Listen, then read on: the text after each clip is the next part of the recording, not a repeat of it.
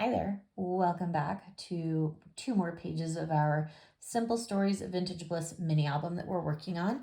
This is going to be pages, it looks like 4 and 5. We're going to have a pocket page and a flap with a pull out, kind of a double flap really, more than a pull out. So I've kind of pre-cut and I actually pre-inked everything so we wouldn't forget. We're going to tuck that page to the side. We're going to focus on this little quick pocket flap.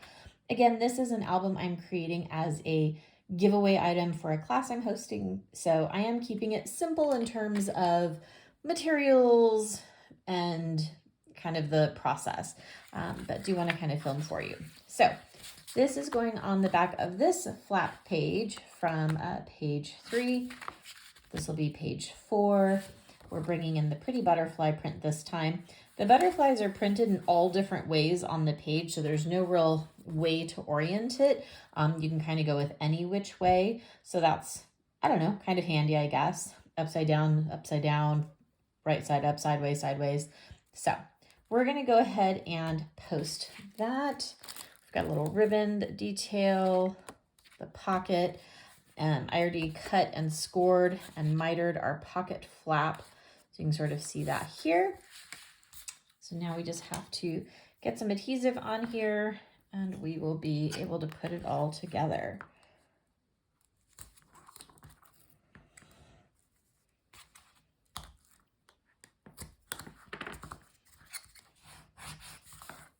I did make sure that my butterfly piece will fit nicely into the pocket. So the pocket will go all the way, or the butterfly paper will go all the way down to the end and then of the page, and then the pocket will just be toward the bottom. Inserts and things of that nature I'll make at the end of the book once I kind of know what paper I have left. I didn't have a ton of this paper, so we are sort of being efficient and thoughtful about our paper usage. Sorry, bouncing the camera there a little bit. Burnish, burnish.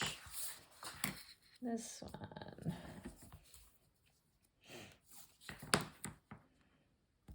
You could absolutely glue. I just struggle with the glue sometimes. I find that I go either super, super light to avoid sort of maybe like a bubbling look, or I go too heavy and end up with the bubbling. So sometimes if I do tape, if I'm not completely sure how great this tape brand might be, then I might add a little glue on top of it or kind of in the insides. But it's just one little piece of paper. Shouldn't be too difficult to get that to stick down. So I'm going to go ahead and actually, I think I might just tuck that right in there. So see, that fits. So when we flip it, it'll fit nicely there. So that kind of works out lovely.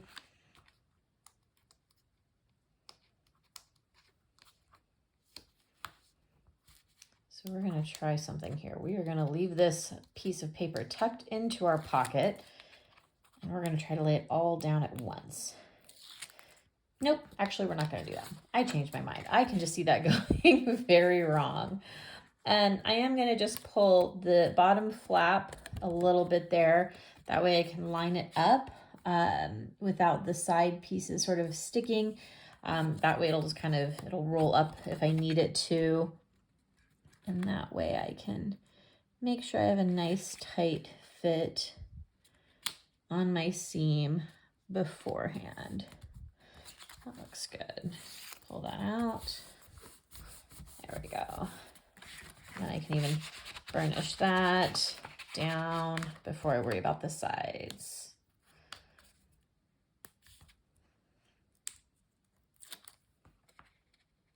You can do your pockets any height that you want to. I kept this one fairly little. I really wanted to kind of be able to see the butterfly paper because I think it's one of the first pages I'm really using a big piece of it. So I wanted to sort of have enough to see. But again, I'll probably create some tags, some inserts of some kind at some point. Sometimes the tape doesn't come up as nicely as you would like. I see people using the little pokey tools. Where's my little pokey tool? And to kind of pull up the flaps, and I don't know, I don't do great with that. I did already, what am I thinking here? Ink this, so that is done. Now I'm sort of regretting that I put tape on the inside of, or on the bottom of this. So sort of keeping it early because it's gonna stick, isn't it? Oh, okay, we're gonna have to take that out. Maybe we'll just put those back on there, because I think it's gonna make it too hard to tuck in to my flap. Live and learn, ladies and gentlemen, live and learn.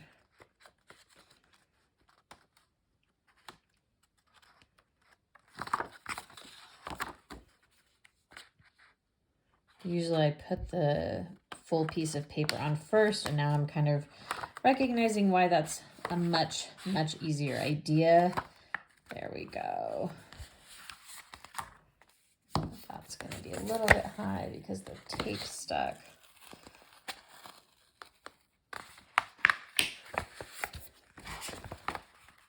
Let's tuck my hand in there. There we go. Okay. So that was a little more complicated than it needed to be. So, moral of the story, next time we will stick with our full piece of paper before we put our pocket on. Okay, but it's done. I'm going to do a cute little strip here. This was just a long strip on one piece of paper, and then to kind of fill that little gap, because that was as wide as it was, and I'd already cut my pocket, I'm just going to put a little piece of ribbon, and then I've got a little bow. So that's my plan to kind of solve that kind of blank space, knowing that I wanted to use that strip with the other colors. And the ribbon is a nice solid color that connects with the theme, so that'll kind of just be a nice little detail. I don't think this is the greatest adhesive, so I do tend to kind of use a lot of it to kind of hold it up. I'm sure it was an Amazon special. I can't see the brand there, but the little red and white stripe. You get what you pay for, right? We just have to kind of remember that, get what you pay for. Again, I'd already inked, so that's taken care of.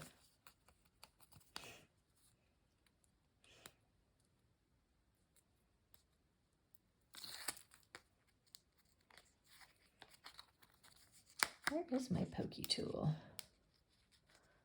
I'm sure it's around here somewhere. You see this small little piece of desk. You don't see the other part of the desk. All right. So we're just going to give ourselves some edging all around. I used the Xyron, the little mini old school X, to adhere my ribbon. I could have gone all the way around the pocket, could have done that. Certainly would have been an option. I just didn't. Sometimes I do, but to some degree, because the paper doesn't go around or anything else, I do want to kind of keep it uniform in terms of leaving some space. Ribbon scissors. Does everyone else mark their ribbon scissors with ribbon? Somebody showed me that years ago, and it just sort of seemed kind of brilliant, so I've stuck with it. Okay, so we're going to hold that up. I'm going to try to keep it in line here.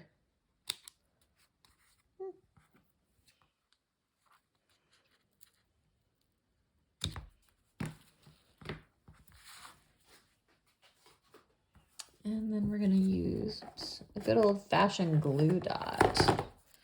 Everybody remember glue dots? I used to buy these things by like the buckets. I don't use them as much anymore. I'll just kind of place it right there. Sort of a cute little doodad. I did pre-tie my bow so that it would be cute. And we'll tuck the gooey part in. Okay, pocket page. So that's going to be page 4. Done. Let's take a look at page 5.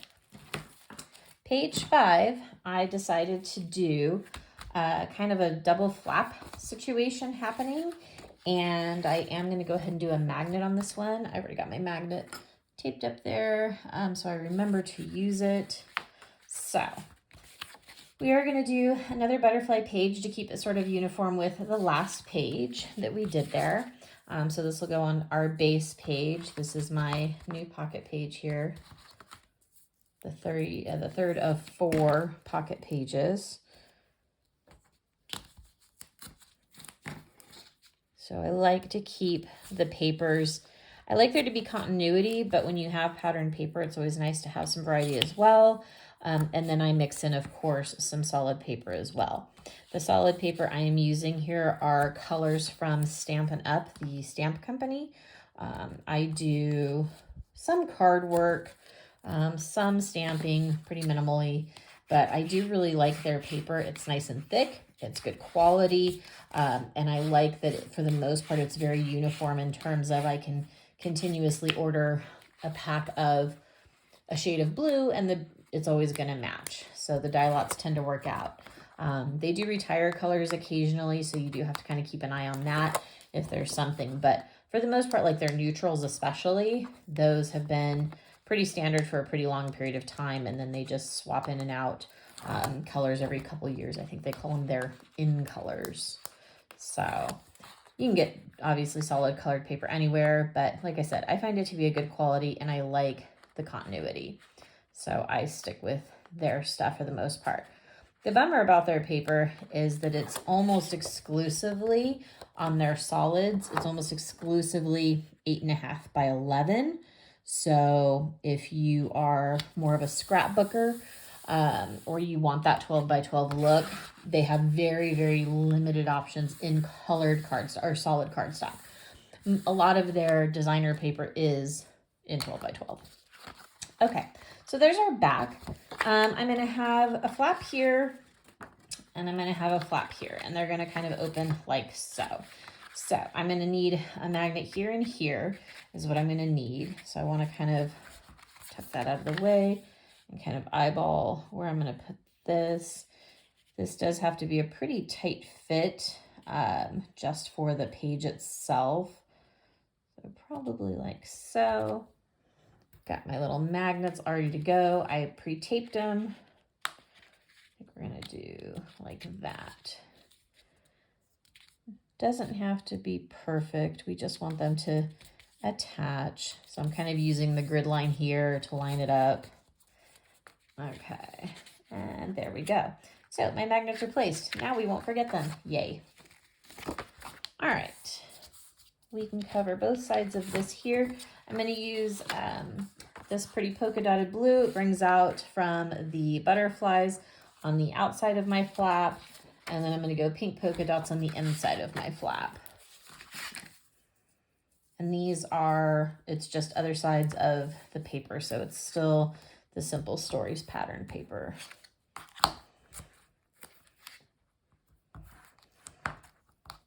And this is old paper, so I'm not sure how long I've had this, but I've definitely had this a while.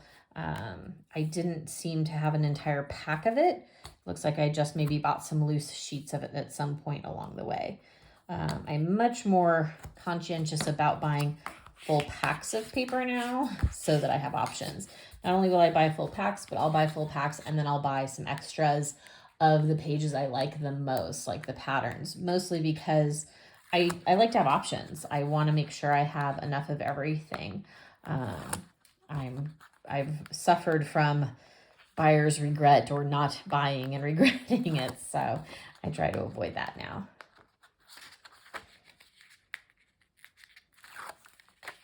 Okay. Pretty butterflies. Okay, we're going to take, this is also double-sided tape, so I'm going to take that off. So this is again my my right side flap that will go along the edge of the page. So we're going to burnish that so it stays, especially with that magnet.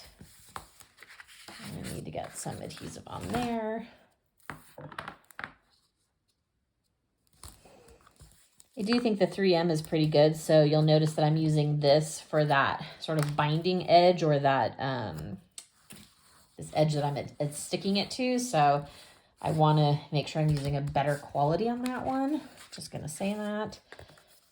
And then we'll get our inside. This is going to be the pink polka dot, already inked up, so we don't have to worry about that. I hope it's okay if I'm skipping steps. I hope that's not causing anybody grief. I know that when I watch videos, sometimes I feel like there's a lot of steps that are skipped and I don't exactly know what's going on. So steps I skipped here. I basically pre-decided which papers I was going to use. I pre-measured and cut, and I pre-inked. That was pretty much all I did. I didn't die cut anything. I didn't really create anything. I did some scoring, but I want you guys to see the page construction more so maybe, I guess, than the page thought process. But that could be something we certainly do as well. So you're seeing all pieces of it. So for the sake of the videos not being an hour long for 2 pages also.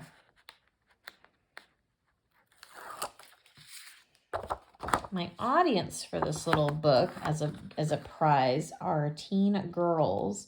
So I'm hoping they like it.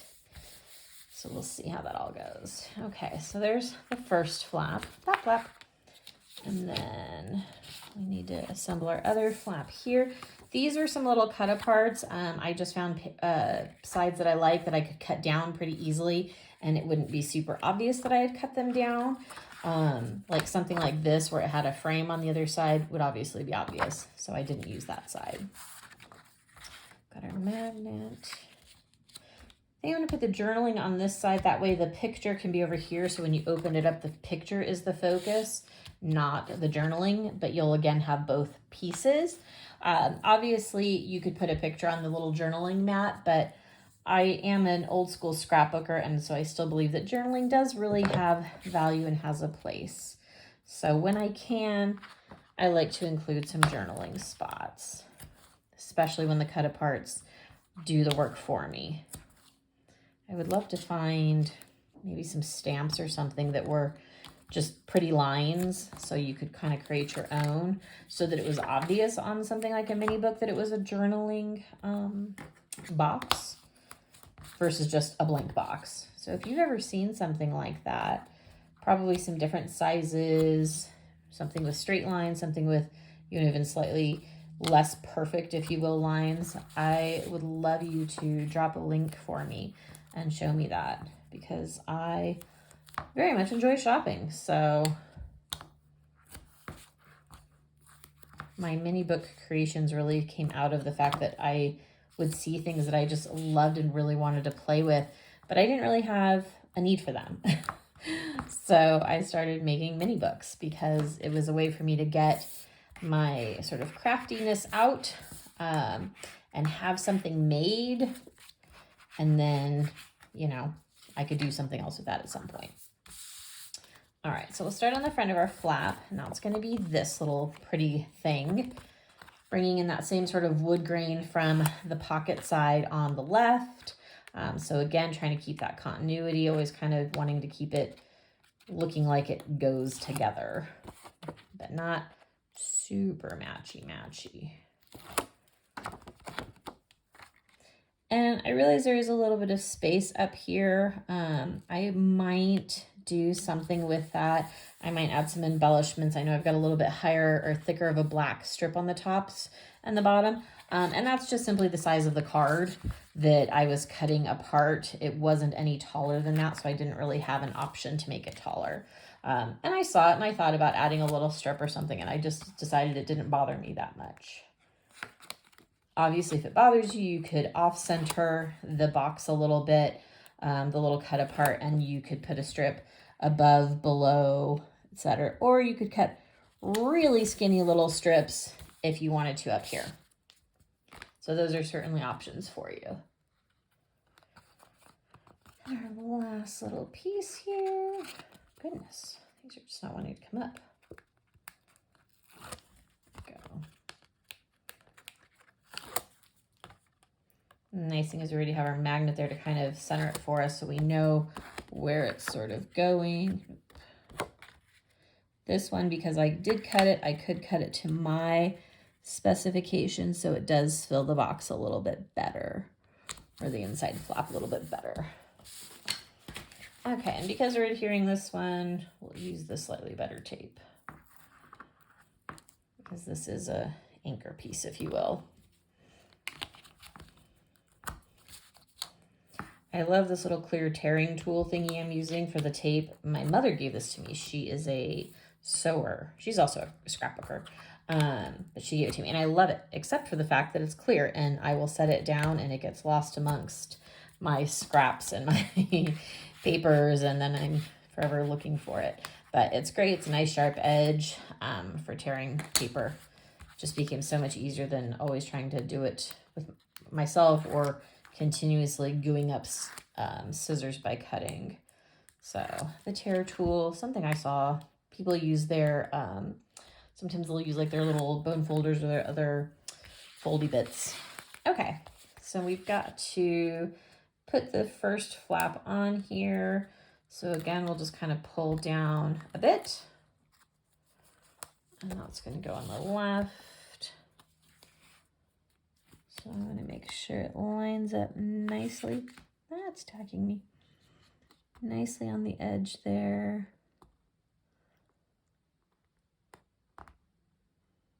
I did use a heavyweight paper for this, and what's interesting is the heavyweight paper, while it does feel nicer, when you crease it, you can see some, not rips, but it doesn't fold as nicely as the lighter weight paper. So it feels better, but it doesn't fold as well. It's kind of this, what are you gonna do, right? Okay, let's kind of magnet, oh, look at that. We're just gonna kind of magnet it together. Now we're kind of straighten it up. And I think I might just flip it. Let's see here. Line it up there. Boom. So totally using my magnet for that. May or may not be, you know, the perfect edging there, but flap, flap, flap. We'd leave that plain. Picture here, journaling here, pictures here, picture here, and I'll certainly embellish it up as I go. So there we have pages 4 and 5, a pocket and a flap, kind of sticking with that pattern. Hope you enjoyed that. Sorry we got a little crooked there.